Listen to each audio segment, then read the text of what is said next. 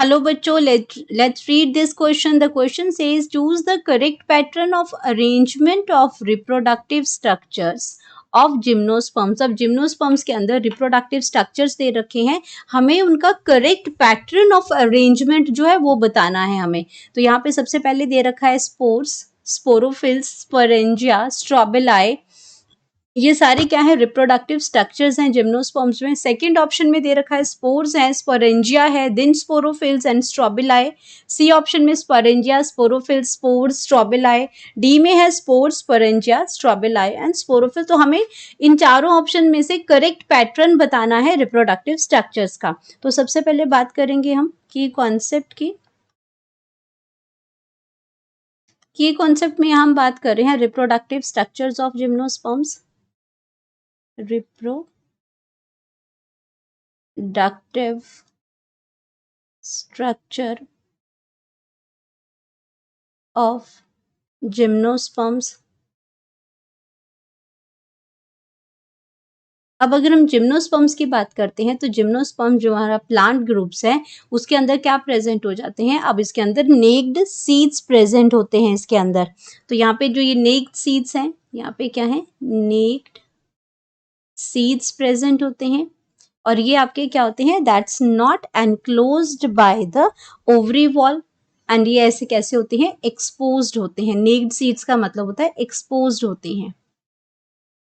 अब बात करते हैं रिप्रोडक्टिव स्ट्रक्चर्स की. तो रिप्रोडक्टिव स्ट्रक्चर्स की अगर मैं जिम्नोस्पर्म्स की बात करती हूँ तो जो हमारा जिम्नोस्पर्म है ये आपका क्या है, ये हेटेरोस्पोरस है. जिम्नोस्पर्म्स की अगर मैं बात करती हूँ तो ये आपका क्या है, हेटेरोस्पोरस है.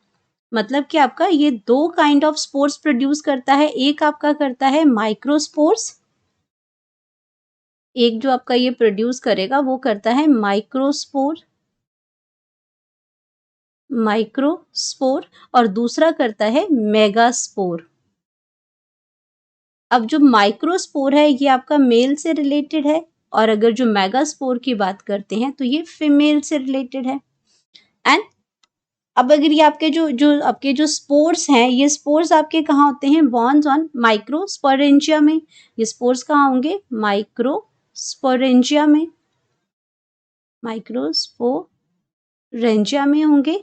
एंड ये कहाँ पे होंगे, मेगास्पोरेंजिया, मेगास्पोरेंजिया में. देन मेगास्पोरेंजिया के पास क्या होते हैं, स्पेशल लीफ लाइक स्ट्रक्चर्स होते हैं. That's borne in special leaf like structures होते हैं. एंड उसको हम क्या कहते हैं, स्पेशल जो स्ट्रक्चर्स हैं और उनको हम कहते हैं माइक्रोस्पोरोफिल. माइक्रोस्पोरोफिल्स होते हैं. यहाँ पे ये कैसे होते हैं, लीफ लाइक स्ट्रक्चर होते हैं. किस तरीके से होंगे, लीफ लाइक स्ट्रक्चर होता है. और इसको हम क्या कहते हैं, मेगास्पोरोफिल. तो यहाँ पे क्या हो गया, माइक्रोस्पोरोफिल आ गया एंड मेगास्पोरोफिल्स आ गए. अब ये जो स्पोरोफिल्स हैं, चाहे वो माइक्रोस्पोरोफिल्स हैं चाहे वो इसमें मेगास्पोरोफिल्स हैं, ये आपके जो दोनों स्पोरोफिल्स हैं ये क्या करते हैं, एग्रीगेट करते हैं. और एग्रीगेट करके क्या बनाते हैं, एक कॉम्पैक्ट स्ट्रक्चर बनाते हैं. उस कॉम्पैक्ट स्ट्रक्चर को हम कहते हैं स्ट्रोबिलाई. अब ये जो स्ट्रोबिलाई है आपका, अगर माइक्रोस्पोरोफिल में कॉम्पैक्ट स्ट्रक्चर बनता है तो वो मेल स्ट्रोबिलाई हो जाएगा. तो यहाँ पे हम उसको क्या करते हैं, उसको हम कहते हैं मेल स्ट्रोबिलाई. इसके बाद की अगर हम बात करते हैं तो यहाँ पे आ जाएगा मेल स्ट्रोबिलाई. ये आपका मेल स्ट्रोबिलाई हो जाएगा. एंड ये आपका क्या हो जाएगा, फीमेल स्ट्रोबिलाई हो जाएगा. तो अगर हम अपने स्ट्रक्चर्स की बात करते हैं, सीक्वेंस की बात करते हैं, तो सबसे पहले हमारे पास क्या आता है, स्पोर्स आते हैं. स्पोर्स के बाद हमारे पास स्पोरेंजिया आता है. एंड स्पोरेंजिया के बाद हमारे पास स्पोरोफिल आते हैं. एंड स्पोरोफिल्स के बाद हमारे पास स्ट्रोबिलाई आते हैं. तो हमारा सही सीक्वेंस अगर हम फाइंड आउट करें तो सही सीक्वेंस जो हमारा मैच हो रहा है, वो सही सीक्वेंस हमारा मैच हो रहा है spores, sporangia, sporophylls and strobili.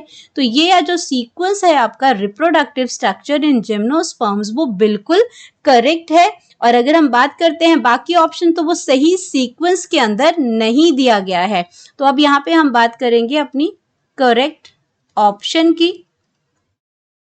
तो करेक्ट ऑप्शन हमारे पास आ जाएगा बी, जिसमें आपका सही सीक्वेंस दिया है रिप्रोडक्टिव स्ट्रक्चर ऑफ जिम्नोस्पर्म्स का। Hope you understood it well. Best of luck.